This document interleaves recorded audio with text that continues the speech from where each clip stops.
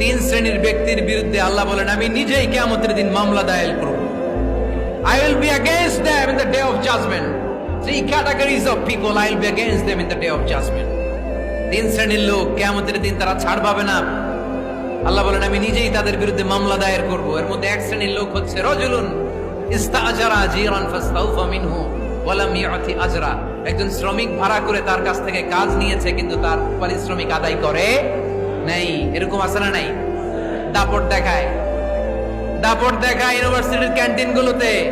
ইউনিভার্সিটির ক্যান্টিনে যে খায় মাগার বিল দেয় না, এরকম ডাকাইত আছে না নাই? চায়ের দোকানে চা খায় পরে দিমু বিল দেয় না, আছে না নাই? দোকানে যে পণ্য কিনে বিল দেয় না, পরে দিমু, আছে না নাই? কিয়ামতের দিন আল্লাহ তোরে মাস্তানি ছুটাবে, চিল্লা এখন ঠিক কিনা?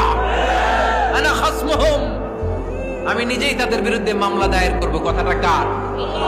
এজন্য বিশ্বনবী বললেন খবরদার, মেহনতি মানুষ, খেটে খাওয়া মানুষ, এদের দোয়া কবুল হয়ে যায়।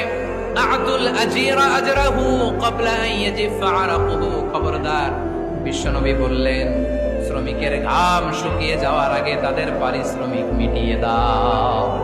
বিশ্বনবীর বিখ্যাত হাদিস, আতুল আজিরা আজরাহু ক্বাবলা আন ইয়াজিফা আরাকুহু।